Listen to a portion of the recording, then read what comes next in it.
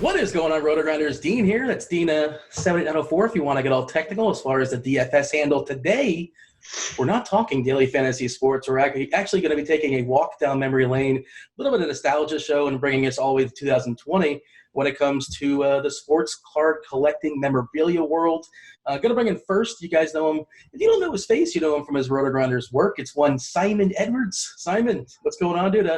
We're going to be talking some baseball cards, and, of course, you have a lot to say about that as well. And you're also, we should say at the end of this, if you guys stick around long enough, you're going to take us all the way to 2020 because you will be opening what is this now? The PANINI, Contenders, OPTICs, football. Like old guys like me, we have no idea what I'm talking about, but we opened one the other day. You're super excited. Tell us about it. Yeah, it's a hobby box of PANINI, Contenders, OPTIC hobby box. NFL, and it's a 2019 box. We opened one the other day, and we got a Nick Bosa rookie card in it, so that was pretty cool, and we will see what we get in this one. It contains typically 2 autographs and an insert card, so we'll see what we draw from it. Also going to bring in, of course, Don West. You guys know him from Shop at Home. You know him from TNA. Don, by the way, I don't know if you saw that box being held up, and like you, I believe, but like me, I think you're still sort of kind of figuring out what's going on in 2020 and in the collectibles world. Do you know how many cards are in that box? I have no idea, to be honest with you. When you were showing me that Panini box, in my head, I was going back to like 1994, 95, and we started the Collector's Edge football cards. I don't know if you remember those. And Dick Buckets was our spokesperson, and he would come on and do the show with us. And it just took back memories how everybody started coming up with their brand. So, no, that is completely foreign to me. I would guess there's, 50 cards in the box? Simon? Well, there's one pack of 6 cards, Don. In a box? Yeah. In a box. Yep. This is actually what the box looks like on the inside. So there's a lot of pad in there. Oh my goodness! For that pack of cards to sit in. It's the sizzle, not the steak, I guess. Exactly. Yep. And how much does this box cost, Simon? This particular box, I bought it off eBay for $130. What? Yeah, and it's actually 6 cards. Yeah, and since I've bought it, we've seen it listed at about $160 to $190 right now. So it was a good investment. I mean, there you go. It's gone up pretty quick. So Simon, what's the catch to it? What is it? What is it you're looking for? I'm looking for like special helmet cards, or are there special like jerseys or something, or? I believe they do have special jersey cards. The card that I'm looking for is a Kyler Murray autographed gold card. Gotcha. I believe it's a 1 of 1. So there's only one card in existence. So they got a lot of scarce cards in these sets, a lot of variations that have very few cards in those variations. So there's a lot of value now in card collecting, and the cards are all beautiful. And I can show you Miles Sanders autographed rookie card. That's from the same set. This is looks like an old refractor card. Remember the refractors? Yeah. Like Topps refractors, or that's what that looks like. Yeah, and this particular one is a blue variant, and on the back it's serial numbered 147 of 149. So there's only 149 of this card in existence. So that's what they've done to kind of cure the scarcity issues that we had in the 90s and the 80s and the 2000s, early 2000s. Which that's a good segue, Simon, because we're going to get a little nostalgia now, go down memory lane. And before we do that, let's just kind of remind people, in case somebody's not aware of you, tell them your position, your history in the sports card collecting world. Well, and I joined the Shop at Home network in '91, and shortly thereafter, I used to sell knives, believe it or not. I did a knife show.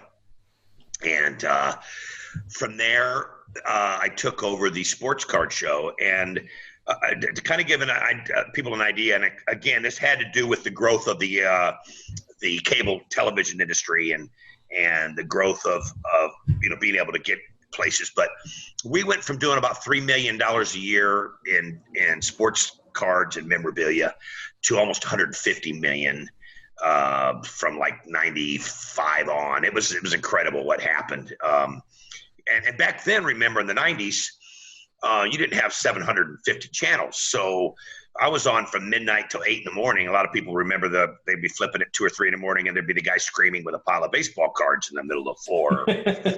Sometimes swimming too. Sometimes swimming, and that was me, and it was huge because the only thing I was up against was infomercials, and probably HBO or something, but it was so big at that time, and the growth of the business kind of when Upper Deck had started in '89, and it had just started booming. But when we first started, I kid you not, Dean, and we had a board behind us, and there would be single cards, like a 59 Bob Gibson, or a 55 Koufax, or a 62 Mantle, and we just have them scattered everywhere. And it was for people that had the giant satellite dishes.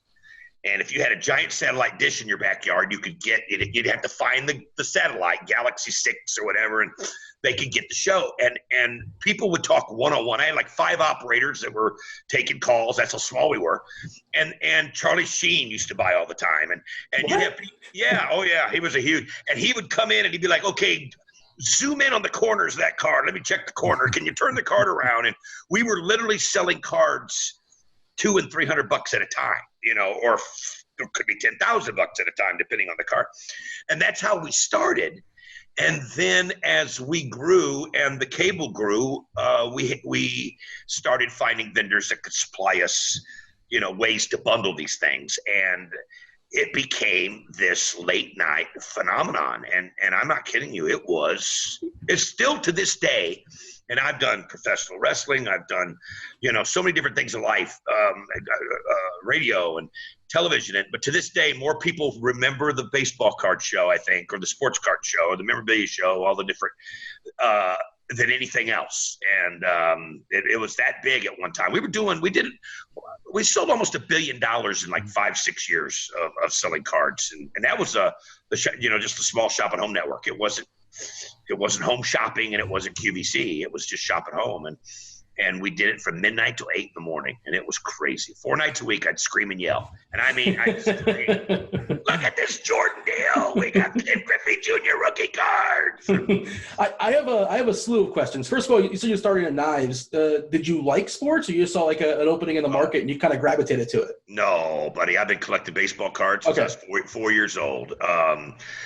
And sports it's just been my passion. And baseball is, I'm kind of an old baseball trivia guru kind of guy, and just loved it. And I remember a true story, and I always tell it when I was a little kid, and I always had my baseball cards everywhere I went. My dad was working on the car, and he was like, help me work on it. I'm like, you don't understand, I'm putting them into teams. And he's like, son, you'll never make $1 selling baseball cards. And he was wrong. But Don, tell them how much you sold. What's that? Tell them how much you sold. He said $1 billion. Is that right? Well over. Yeah, well over $1 billion worth. We sold through the network without question. Yeah. That's amazing. So how did you? Was that like syndicated? And like you said, you hit an interesting point as far as this will never happen again in history, just because of the advancement of channels. It's just not possible.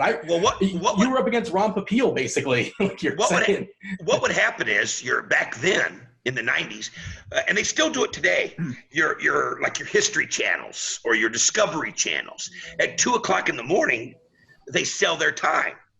And that's why, you wake up to this day, you might find an infomercial at 3 a.m. Well, they would sell their time. Well, we were taking over all this time in all these different markets. And we started adding market by market. New York here, Chicago there, Boston there, LA. And different parts of the night, we would get different big media markets would jump in. But from like 2:00 till 4 in the morning, we were in 80 million homes. At midnight, I might be in 20 million homes. But people would always tell me, like Jeff Jarrett in the wrestling business stuff would tell me, he would pull into a hotel at 3:00 in the morning, and you just flip in the channels, and when you hit the history channel, it wasn't doing anything there, but it was a guy screaming and selling baseball cards. That was me. So that's kind of how it happened. We could just buy the airtime from these channels that were selling their airtime in the middle of the night. You were definitely on in South Florida. I watched you for sure. Oh, yeah. But what is that like ballpark? Like, what does that cost? I'm just curious. Like, what does it cost to be on? Or it's different per market. Obviously, it's probably nowhere. I'm just curious, like, what that would. Not as much back then. Not as much as you'd think. I would say today it probably might even be less because there's so many channels. But they were doing anything they could to get rid of the time. So you would buy it in bulk. You would say, "Hey, we're buying it every night from 2 to 4." You know, it's going to be shop at home, not a particular. So I couldn't tell you the costs themselves, but we did it everywhere. So obviously it was worth it. Where'd you get your inventory? I guess you just bought people out in bulk. That would kind of be my guess. Oh, we had 5 or 6 big time vendors. There was always people bringing stuff in, and you know, there's always different suppliers of different products. But we had about 5 or 6 people that were constantly, you know, getting closeouts and we sold some of the craziest stuff. I mean, it was, if Duracell made a set, we'd find it and we'd sell it. If, you know, McDonald's had a set, we'd find it, we'd sell it. But I had different vendors that would supply the product for the most part. Some of it we bought direct. Simon, were you? Did you remember you getting nostalgic as well? Did you watch Don as a child when you were younger? Oh yeah. Don's a legend in the card industry, and all I spent my money on when I was a kid was sports cards. So yeah, very familiar with Don before I met him when we worked at TNA together. But yeah, another thing with Don, like he was such a pop icon in that era that Saturday Night Live actually Will Ferrell. Skit. Yeah, with Will Ferrell was playing Don West in the skit, so he did popular. Like 3 different ones. He did 3 different ones, and what happened there was it turned out I guess Will Ferrell was a huge fan of the show, and we had a Shaq plaque that we were selling, and the guy had sent me the sample, and for some reason the glue didn't hold, so I'm showing the plaque, and it's Shaq with all these rookie cards, and the cards started falling off because the glue wasn't holding. And my partner freaks out, and I'm trying to think on my feet, and I went, "You mean the cards can come off the plaque? We can change the cards if we want, you know, like it was a feature instead of a failure." And it's a feature, not a bug. And I heard that Will Ferrell just died laughing, and they ordered one, had it shipped there, and they used that exact plaque that we were selling to do the first skit. And of course they had the cards falling off and they do the whole thing. And then of course they did a couple others. They did one where we sold a Scottie Pippen head, and it looked like a 4-year-old had built this out of paper mache. And it was the craziest thing. And then they did one where when the Star Wars thing had restarted up again, we had Mark Hamill on our show. And then a week later he was on Saturday night, and they had us selling Mark Hamill. And it was pretty wild. That was a pretty big deal back then to be on Saturday Night Live. Was Mark Hamill a big sports card fan, or what was his deal? Well, it was just Star Wars they were doing all the remakes, and everything was starting off in the mid '90s, and he was on our show, and we were selling a bunch of Star Wars product, and we did a special show with him, and then he went on theirs, and of course they had him. Basically, Will Ferrell was selling Mark Hamill to the public to do things, and Harrison Ford ended up buying him in the end of the skit. So it was kind of funny. It's still, you can get them the hard one to find is the Scottie Pippen. That's a hard one, but the Shaq plaque and the Mark Hamill, you can find them on YouTube anywhere. Did you ever communicate with Will Ferrell? Did he ever drop you a line, or do you have any idea? Does he know? I don't know if you would ever run into him in any way, or it'd be kind of funny to have a conversation about it. But I guess indirectly, but not directly. Yeah. You know, through the people that put the writers put this stuff together and all that, but indirectly, not directly. But I heard they watched it all the time because we were always on Saturday night, and they had it on, and it was he's a big sports fan, and it was something big. Yeah, well, I mean, SNL was famous for pulling all-nighters. The writers just pull all-nighters and writing, and that I would imagine it's probably on in the background. That kind of makes sense. Every Wednesday, Thursday, Saturday, Sunday, we were on from midnight to 8 in the morning. Every single Wednesday, Thursday, Saturday, Sunday. I did that for about 11 years. Crazy. That's wild. Man, that is one. I'm trying to just quantify 1 billion, Simon, and I can't. That just seems like so much money in so many cards. I sold them. Go ahead, Don. I was just going to say, I sold a chewed up old T206 Honus Wagner for like $80,000, and it looked like it was in someone's wallet for 80 years. It was crazy time. We got to see the boom, and then we saw the fall. And I can tell you what happened. And it's kind of, it just became one of those crazy things where more had to be better, and it wasn't. And and therefore it stretched it. Actually, you didn't know what to collect. Every brand had 20 off brands, and you brought up that $150 box. Well, they started selling packs for $50 and $40, and it took it away from the kids, and it took away from collecting, and then, of course, you found out these card companies were making billions of these things, and nobody knew what to get anymore. And it just, right around the time I left, the market started crashing, and it's never really recovered other than what's going on now. What you were telling me about, Simon. Yeah. Most of those old companies have gone out of business. I believe Fleer got bought out by Upper Deck.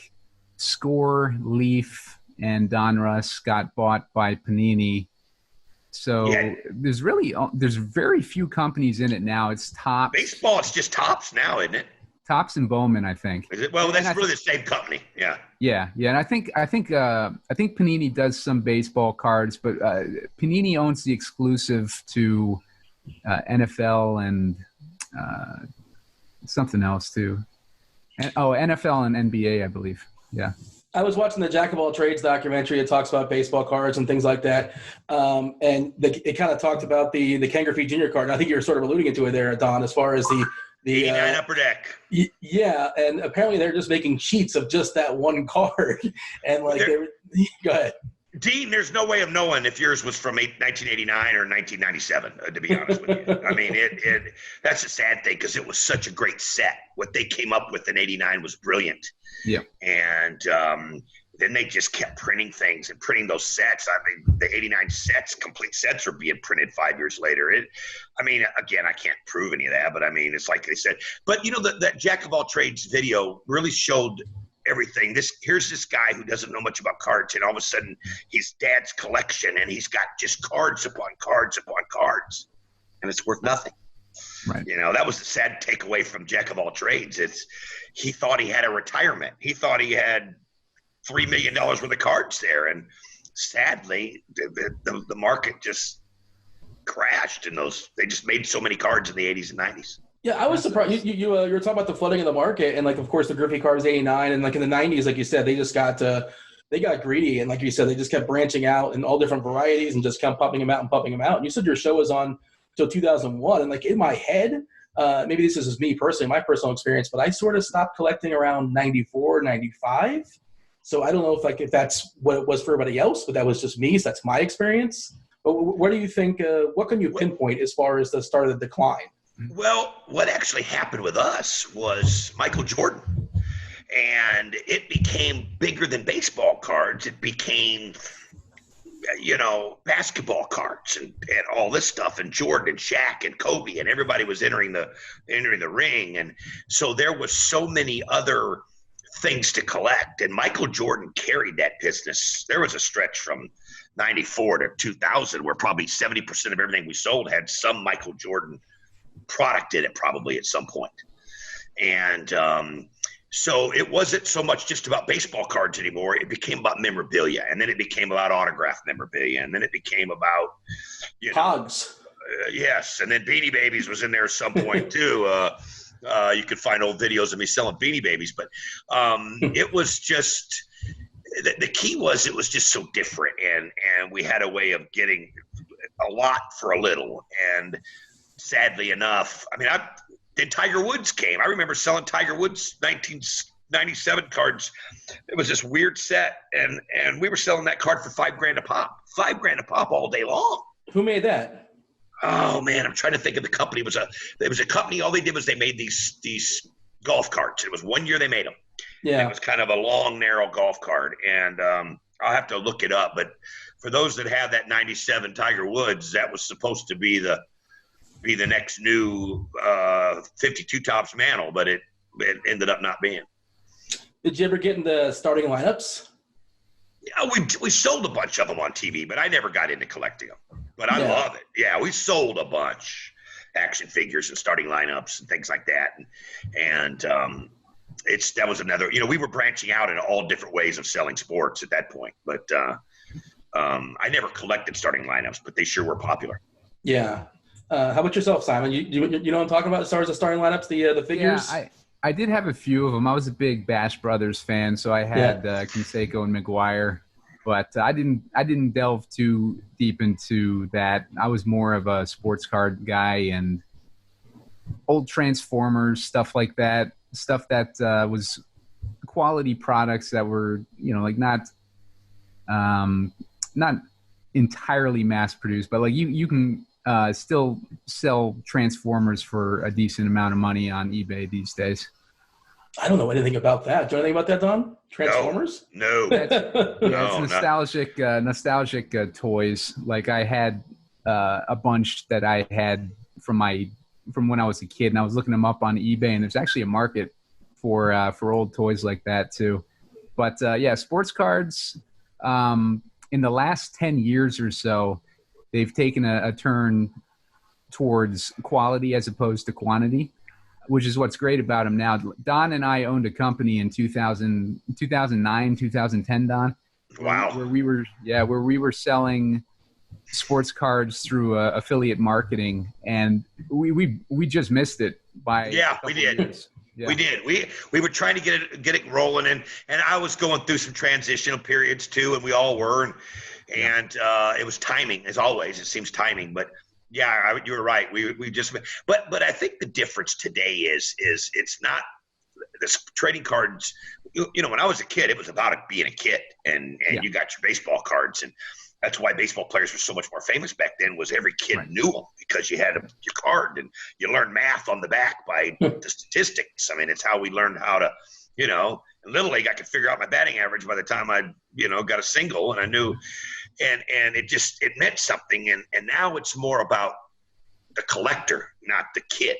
I mean, kids can't go slap $150 for a box of 6 cards, Right. No, it's definitely an investor's game now. It's more geared towards investors and long-term value than it is towards like trying to build a set.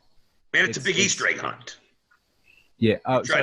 It's a big Easter egg hunt now. You're trying to find that holy grail, that Chris Bryant bat card that there's only 2 of, and there's a silver version and a bronze version and which is neat if you get them. I can't believe the prices of some of these cards. Well, one of the lines I watched again with that Jack of all trades that you appeared in, Donna, in that documentary, that somebody said, like, who doesn't like presents? Everybody likes presents. Everybody likes opening things up. And like you said, like maybe if it's just geared towards collectors now, Simon, you have to bring the kids in some way because those kids eventually grow up and get money and they have some money. They have expendable income. So hopefully I imagine there's other boxes that are cheaper that has more cards in the actual set as opposed to those special inserts. Is that correct there, Simon? They do have cheaper ones. There's boxes of, like Donruss. Panini puts out a Donruss set. Those are pretty cheap. If you get the Prism base cards, you can get those boxes when they first come out anyways for a decent price. Eventually they appreciate in value because everybody wants them because they do limited prints of these boxes. So there's not a huge supply out there. So the demand shoots up pretty much instantly. Panini does a lot of sales on their homepage. Sometimes they'll do Dutch auctions, and because the demand is so strong, so they'll start it at a super high price for a box, and you're just pretty much waiting for it and hoping it drops in your price range, so you can scoop up a box or two. But for the most part, buying boxes is kind of a losing game these days, unless you're doing it for the excitement factor. For the most part, you want to be hunting individual cards on eBay because that's where you'll get your best investment value. I remember one year, of course, with Jordan, and which is all the perfect timing with all this documentary and everything right now. But when Jordan was going through, I think it was his last championship that year, we'd found a couple unopened boxes of 86 Fleer basketball, which is his first Fleer card. And you had the Barkley and the Elijah and the Malone and Stockton and all those in that. It was an unbelievable box of cards. And the Jordan was basically, back then, ungraded $3,000 the minute you pulled it out of the pack. We sold a couple Gem Mint 10 ones for $40,000 a pop back then. Wow. But I remember we had this box, or a few boxes of 86 Fleer, and there were 36 packs in the box, I believe. And we were selling unopened packs, and we would put their name on it, put them in a little thing, and so that people knew, all right, I got, unopened packs. You don't know what's in it. And probably like $500 a pack or something like that, $400 a pack. We could have sold 1 million. I mean, people just to try to find that Jordan or to find that Pippen or whatever it was. Well, Pippen wasn't there yet, but you know what I mean. It was unreal. And it just because of the allure of the unopened pack, meaning nobody's touched the card yet. Man, if I could get that 86 Fleer Jordan, buddy, life's going to be good. And it was amazing. I mean, unopened packs were the bomb. People play the lotto for a reason. I mean, obviously the odds are better. It's fun, right? It's fun. It's fun to think of the upside. You alluded to it, Simon. Real quick, Dean. I just looked up that Jordan card on the Market Movers tool. Oh no, what is it? It's $45,100. So it's a Gem Mint 10. Its value. Gem Mint 10, yeah. Yeah, got to be a Gem Mint 10 for that. Speaking of, we my show and myself helped just what am I trying to say? Invent that the phrase. Word Gem Mint 10. By the way, yeah. You got to scream it too. Yeah, to this day, people walk by me, and I'll even be at a wrestling Starcast or something or whatever it is, and somebody walk by and go, Gem Mint 10. Never gets old, man. You put it in the vernacular. Where is your royalties on Gem Mint 10? Yeah, it used to be just Mint or Mint 10. Now it's Gem Mint 10. You're right. Yeah. So Beckett has gotten into that game too, because these days with cards selling on eBay, the prices fluctuate daily. So a monthly price guide is pretty much obsolete at this point. So Beckett's gotten more into content, and they've gotten into grading. So a Beckett 10 is worth more than a PSA 10 right now. Really? Yeah. Their grading is a little bit more strict, basically, is what you're saying. Yeah.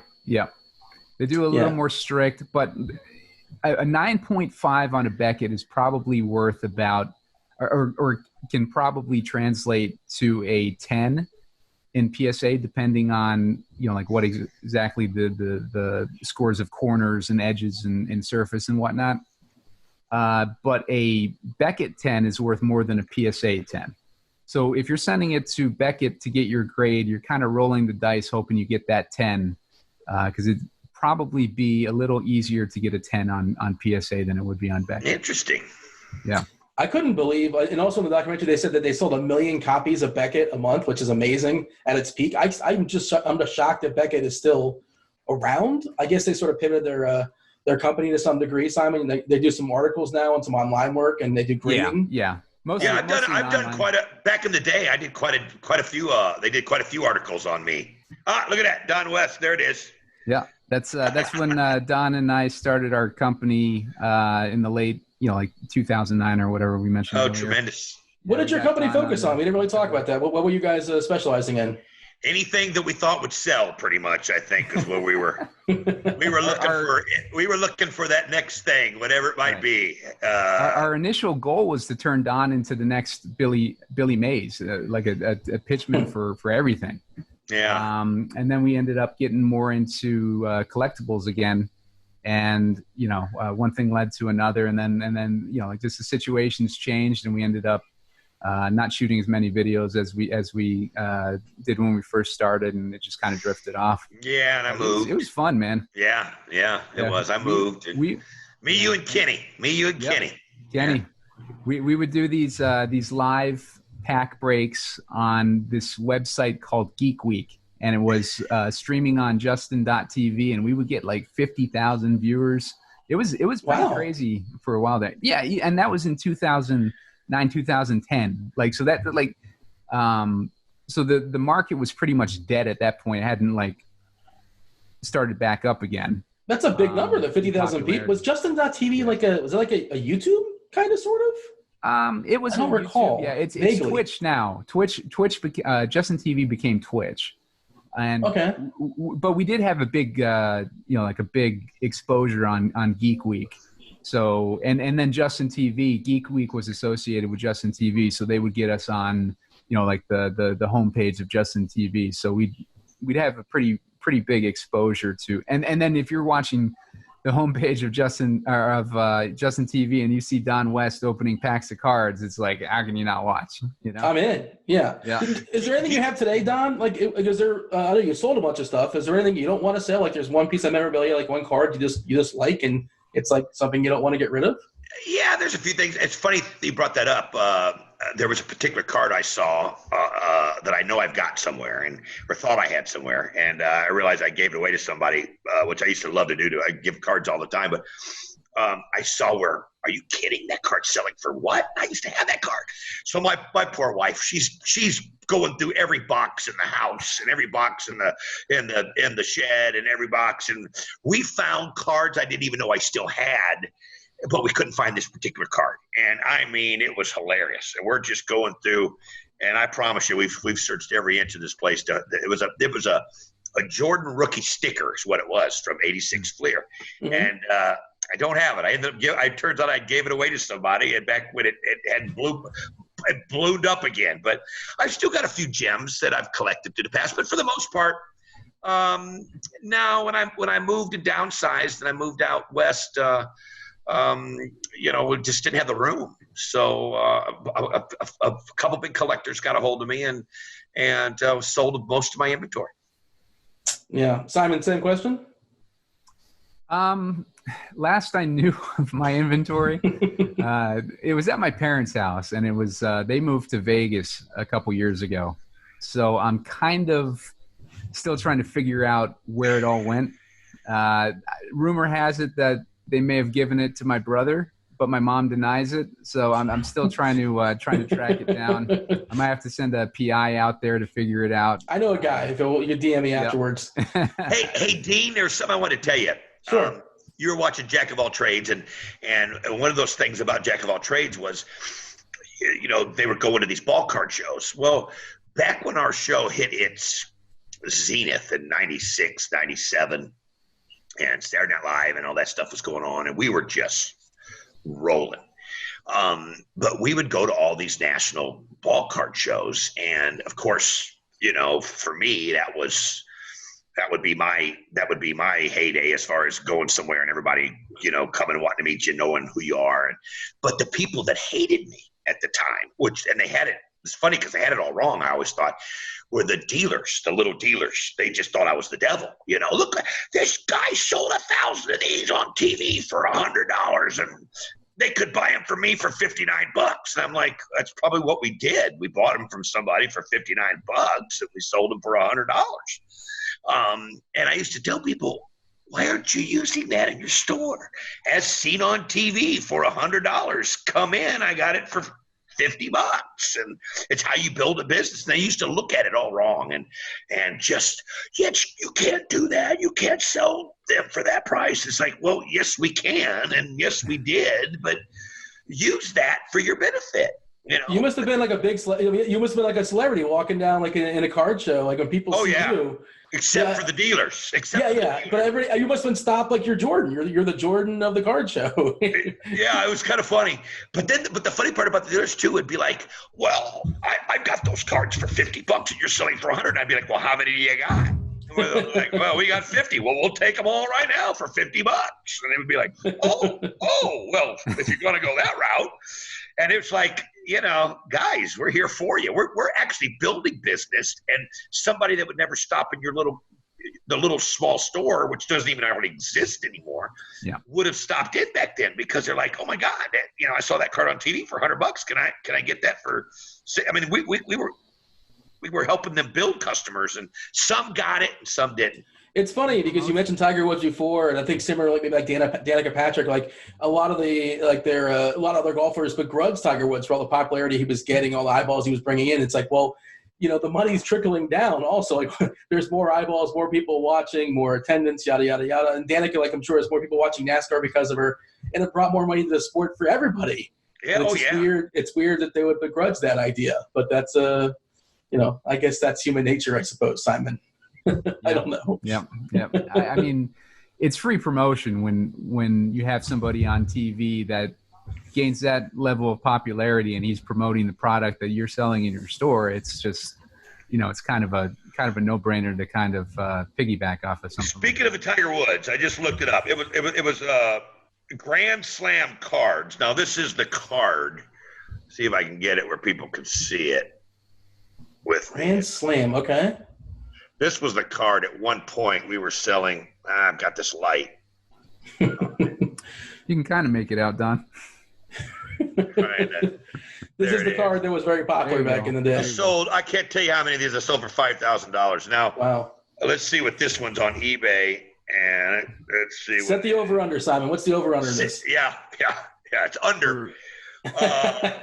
It was Grand Slam Ventures was the name of the company, and it's $1,650. So okay. It's actually more now than it used to be. So $1,650. And that's essentially like a rookie card, right? Very first card ever made of it.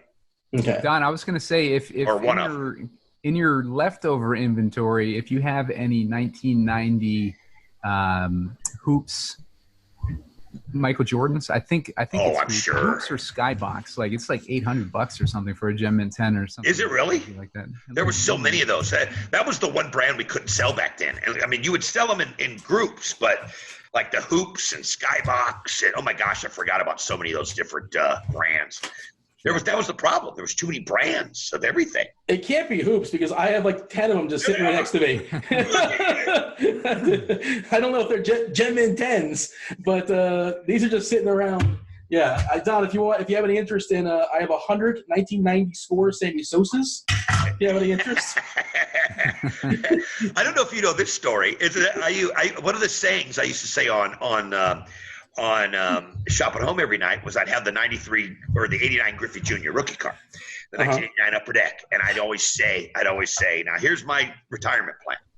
This 89 Upper Deck, because back then it was hot. This is before we discovered all of the shenanigans that was going on. But the 89 Upper Deck, and I'd say, one day this is going to be $1,000 a piece, and I'm going to collect 1,000 of them, and that's how I'm going to have my first $1 million. And I said that every night. So I'm watching. A few years later, I'm watching in the 90s, I'm watching this movie. It was a Spike Lee movie called Girl 6. Okay. She became a phone operator, the sex talk or something. And Quentin Tarantino was even in the movie, and Spike Lee's in the movie, and Teresa Randall plays the main star. And it's called Girl 6, and she wants to be a Hollywood star, but she can't make it. So she's trying to make money any way she can. So Spike Lee plays her roommate. And she looks at Spike and she says, well, what's your retirement plan? He goes, you want to know what my retirement plan is? And he holds up the 89 Upper Deck Griffey Jr. And he says, my retirement plan is to get about 2,000 of these when they're $1,000 a piece. And I'm going to have a couple $1 million. Wow. And it was verbatim from the show. And then I found out that, he watched the show all the time.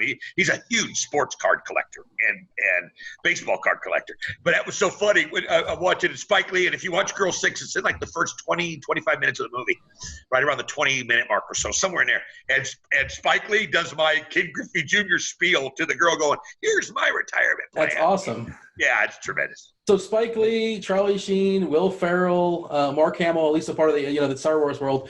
Who else? Is there anybody else that is like a sneaky, like a big sports fan collector? Anybody else you kind of had in the show that was interesting to have on, or an anecdote? Well, I got to do the show with so many great guys. Yeah.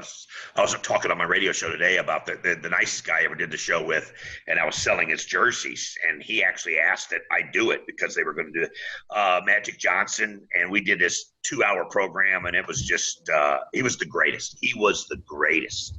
But I mean, I've done it with Bob Gibson. I've done it with Sammy Sosa. We had Sammy Sosa on the show. I mean, so many, when we got that big, so many athletes would come on, and we'd sell their memorabilia. Joe Montana. In fact, Joe Montana, I don't know if it's just an R-rated blog or are you going to out Rudy for being a made-up story? Is that what's going to happen here? No. Joe Montana signed it. We sold so much merchandise for Joe Montana. He made so much money on us. He'd autograph stuff for us, and we'd sell it. And I was with him one day, and he gave me this picture of the catch after he threw the ball to Dwight Clark, and he's got his hands up in the air. And he signed it to me and my wife. And he said, to Don and Terry, keep selling all my crap. But he didn't say crap. He said, to Don and Terry, keep selling all my shit. It was hilarious, man. And I had that on my wall forever, But you got to meet a lot of great people like that. I got That's a couple interesting nuggets based on what you were just talking about there, Don. That Griffey Jr. Upper Deck rookie has become hot again. It's at 15.52 right now. Really? 10. Yeah, for PSA 10. Wait, $15.52 or 1,500? Wait, no, 1,552. Wow. Wait, for the 89 Upper Deck Griffey, the one that's like there's millions out there. Yep.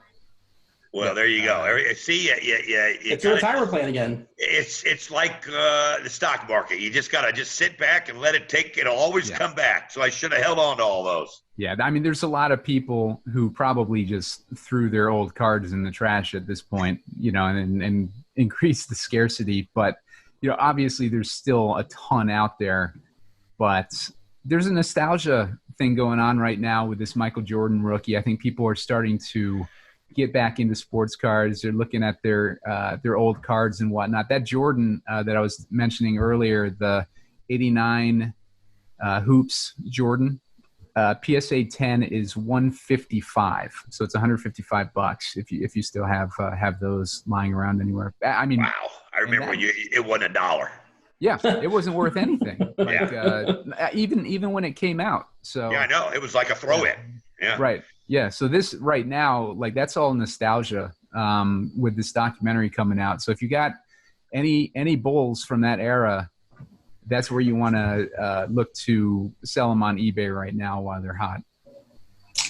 Are these 89.90? I'm getting excited now. These might actually be worth something. I can't remember if these are 89.90 or 89.90 or 90.91, but they got to be PSA 10s though, Dean. Yeah, I mean, I have not protected them perfectly over the years. What do you want from me? Yeah. They've just been sitting in my closet. These are the only ones I actually salvaged, but along with some Randy Johnson 90 Bowman cards. I believe this is 90. It's very important to have. The day I knew that what baseball cards could do for somebody, I was living in Knoxville, Tennessee in the 80s, mid 80s. And I was an assistant manager at the Kinney shoe store. Okay. Woo. I managed the Kinney shoes in the mall. Okay. So I'm making probably a whopping $175 a week, as 90 hours a week, $175. But there was this sports card show that came into the mall.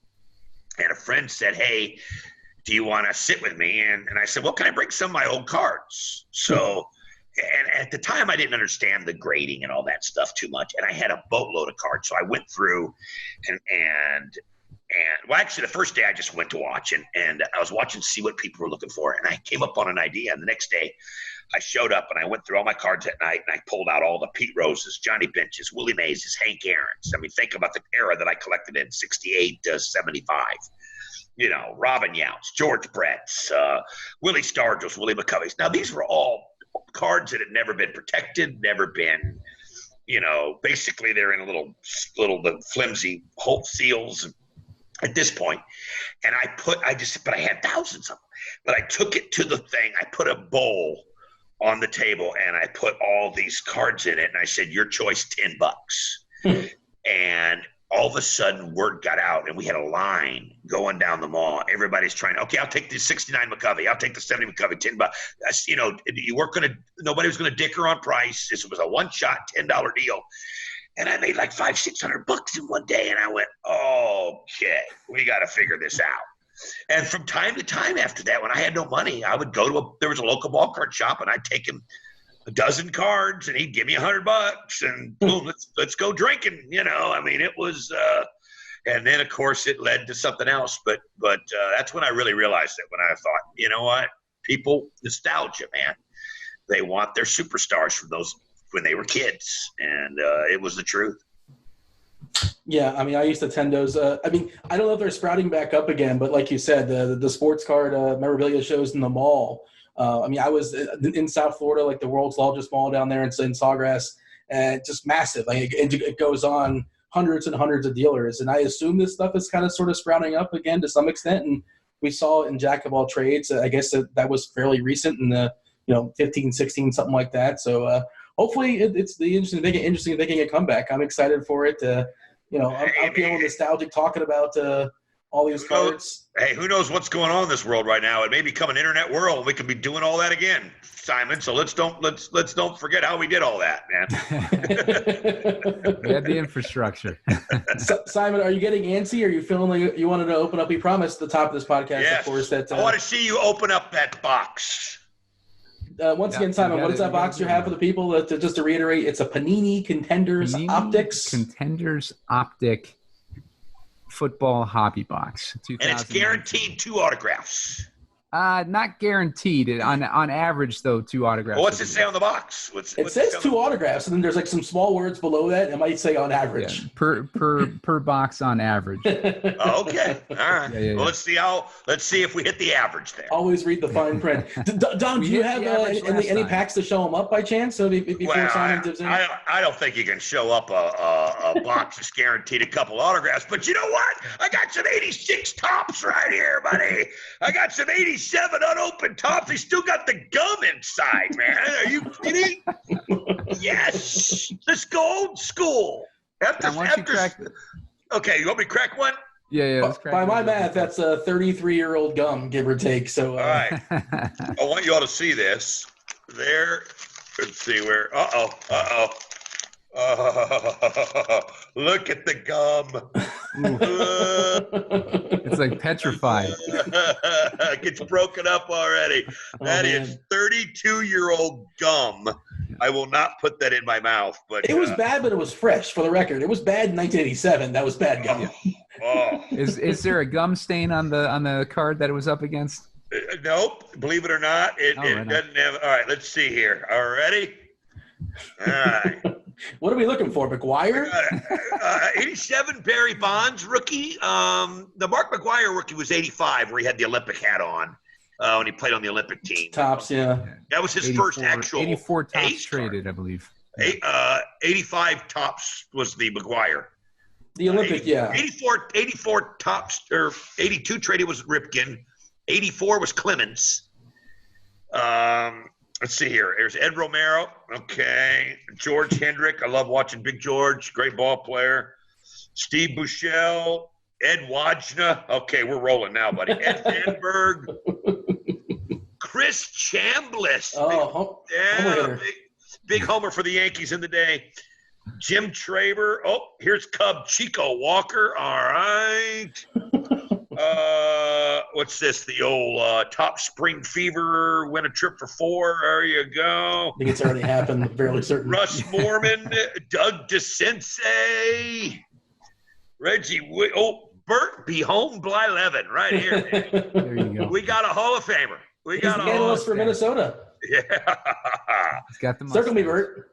Jay Tibbs. Look how many cards are in this pack. Milt Thompson, Jim Presley, T.R. Burden, and the man from the 1997 World Series, Tony Fernandez, right there, buddy. There we are. There's that 87 tops right there.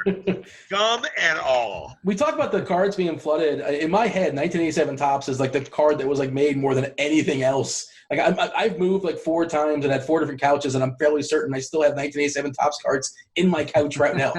87 tops, 88 tops, 91, 92 upper deck. They just made 10 billion, and like 91 Donruss, 92 Donruss. Those guys just killed the market, man. It's too bad with upper deck too, because when that card came out, like they changed the quality of those cards, man.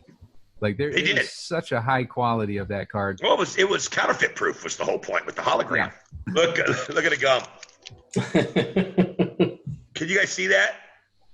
Yeah. Oh man. It's stuck to the card. It's stuck to the card. Hope that's not a good player. Is that 86? What are we looking at? What year? 86 or 88? That's 86 tops right there.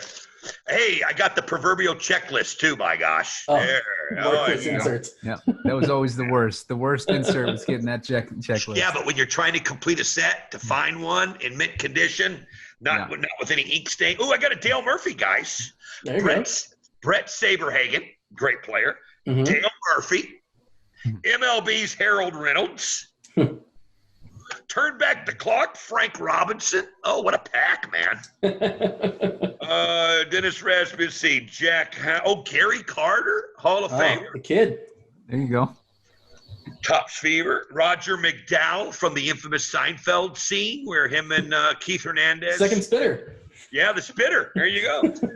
Gary Maddox, great center fielder. Rick Cerrone, catcher. What do we got here? Hojo, Howard Johnson. Oh, look at this one. Kirk Gibson. Kirk Gibson, baby. That's gotta be a $500 pack right there. At minimum. Is that it for you, Don? Do you have any other packs lurking, or we're going to move on to? No, go ahead. I'm going to have to run here shortly, so go ahead. I got to see Simon open up that box. All right, Simon. Let's see if we've spent our $150 wisely. Sounds good. By the way, props to Simon for he's had this box in his house in his possession for 5 or 6 days, and I know you've been antsy. You've been wanting to open this so many different times, but thank you for waiting. There was no way I was going to open this box without Don West on the podcast. All right, let's see what you got here. Where'd he go? I don't know. I'm not really sure where he went to, but I am trolling him back shortly. But he opened it the other day, and he got a Bosa rookie card from San Fran. What was interesting is it wasn't the actual card; it was the promise of a card coming in the mail. Basically, they get these rookies to sign cards, and I guess he didn't sign it in time. So it's just like an insert that says you're going to get a Bosa card in the mail at some point, which is just so weird. Yeah, it's a redemption card because the player hasn't returned all the autographed cards yet. So okay. Simon, what are we looking at right now? We are about to be positioning the camera. Okay. Okay. All right. I was wondering what we're checking out. I didn't know. It looked like I didn't know where we were going there. But Don, you mentioned your radio show. Tell us about your radio show. Where can people find you these days? Oh, they could just, how the internet is. You can pick it up on kpq.com. You can download KPQ as the radio station. It's a 560 AM. We're the largest radio station in Central Washington, and it's a news station. But my show is sports and pop culture from 2 to 5 Pacific time every day, and it's pretty big, and it's a lot of fun. And we're in a huge 250-mile radius to get the show, and then of course we get a lot of people online, and you can download the KPQ app and get it, or get it in many other ways. But I do it every day, Monday through Friday, 2 to 5 Pacific time, and it's a lot of fun. Sounds like fun. Simon's getting antsy. I see Simon. Is he positioning the box here, Simon? I can't really see what's going on. You're opening it up right now? Yeah, I got to get the cellophane off. You got to get the cellophane off before the show. Come on, Simon. Well, I got to prove that it's sealed. I can't have an unsealed box here. Yeah, that's true. Come on, Dean. Fair enough. What kind of business were you pulling off at those card shows? Hey, man, you don't just all of a sudden come into 1990 score, Sammy Sosa, unless you're into some shenanigans. Oh, that's tremendous. The 90 hoops. Michael Jordan is now worth something. All right, what do we got there? All right, back to Simon there. You got the box. Yep, we got the box. Let's open it up here. It's a great presentation. The solo pack here, guys. Solo pack. The one pack inside. Okay. Let's get my sausage fingers in there. Oh, this is just drama. All right. And remind the people again, what are we looking for, Simon? What are the winners here? We want Murray, right? Kyler Murray. Yeah, autographed rookies. Particularly Kyler Murray's the guy that we're looking for. We split the Kyler Murray if you get it. 4-way split. We'll make sure Devin's part of this. Simon's going, there's no way we're splitting if I get a Kyler Murray. Devin's producing, but he's out in another world. He doesn't care about baseball cards. I'm fairly certain. Well, he does if it's a $100,000 card. That's a good point. He's all of a sudden interested. I didn't collect Beanie Babies, but I sure sold a whole heck of a lot of them. Don actually made that market, man. I did. Yep. The Beanie Baby market? Yep. Yeah, it was crazy. We sold almost $60 million a year in Beanie Babies. And I tried to give it to another department, and they didn't want the handout. And I said, well, I'll go sell them. And they said, well, you sell them. I said, okay. All of a sudden, it was crazy. This is back in the old days before they just mass-produced everything again. But it was wild. Pat Tillman, American hero. All right, guys. I can't see. Yeah. What is that? Like a special, like what it says season, it's an homage to him, I suppose? It sounds like a. There you go. There, I can see it. They're thick cards, too. It's number one of the set, so that's interesting. Oh. I don't believe it's a limited edition. I think it's just a special base card, it looks like. But I'll do some more digging on that. There you go. What else you got, bud? All right, so we got Drew Brees. Oh, man, what a set. Winning Ticket, it's called.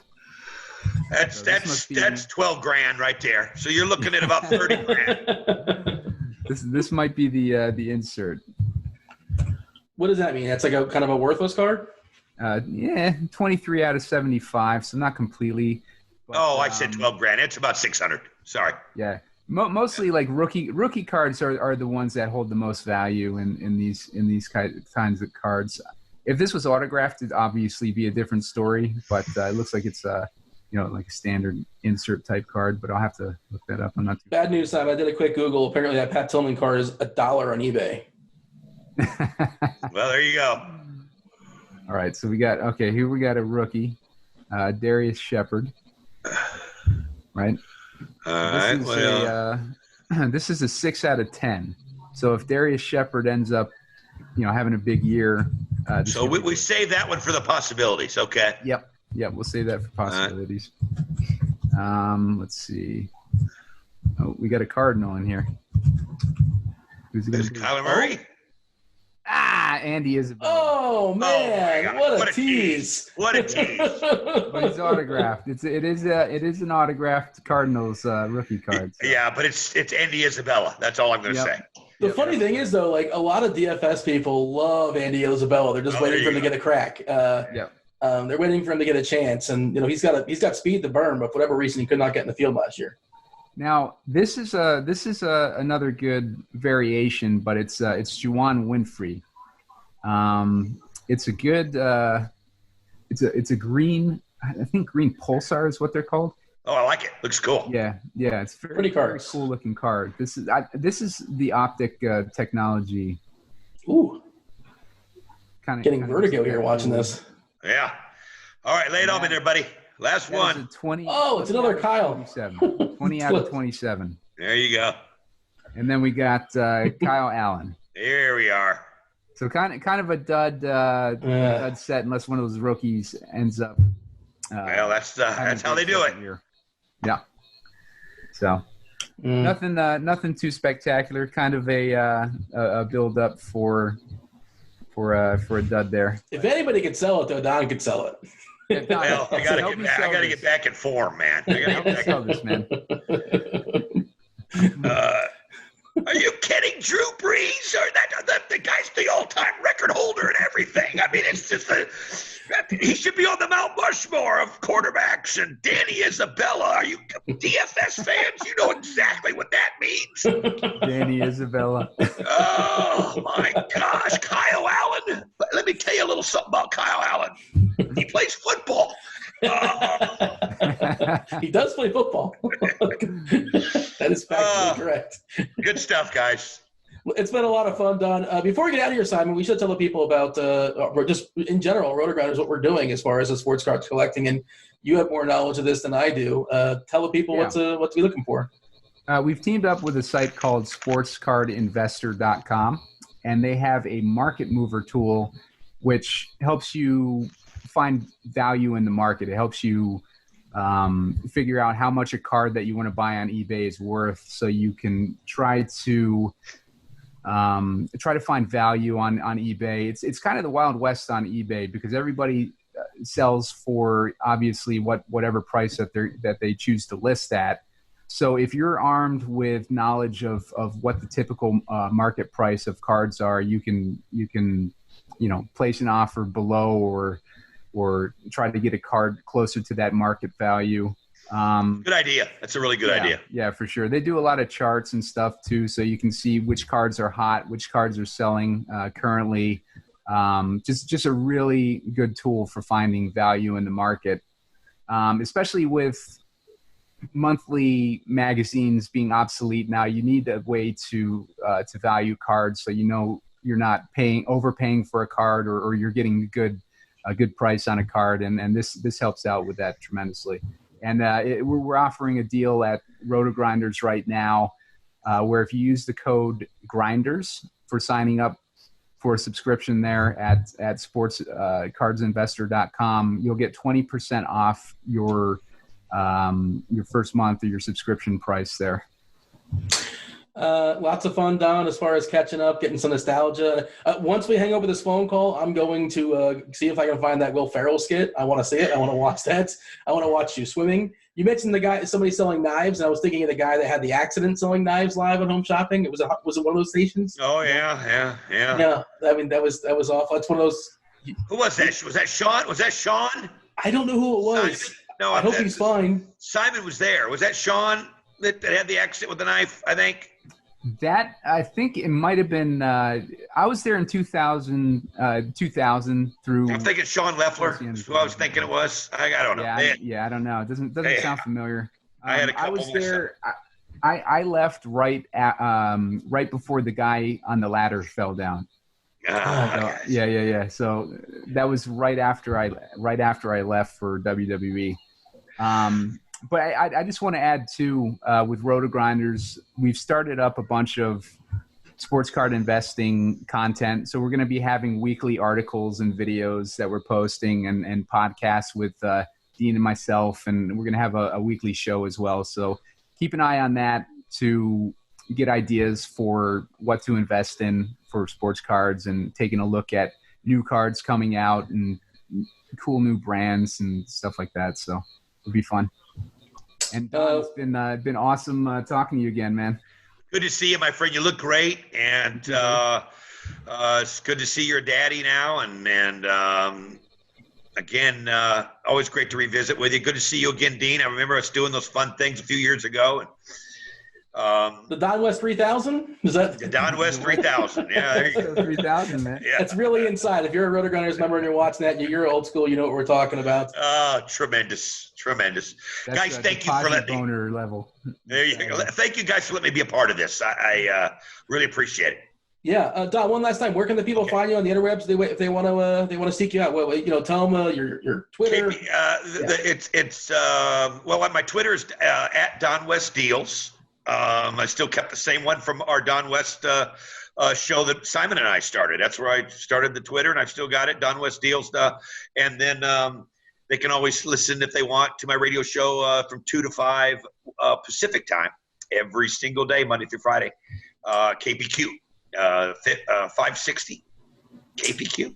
It was a blast. Thoroughly enjoyed it. Thank you for letting me join in the reunion of like two old friends. Thanks, Simon. Thanks, Don. And thank you to Devin for producing the show. Much appreciated. I'm Dean. And stick around again. Stay tuned for more RotoGrinders content when it comes to sports memorabilia. We're out of here. Enjoy your day. Thanks, guys. Thank you. Thanks, guys. Holler.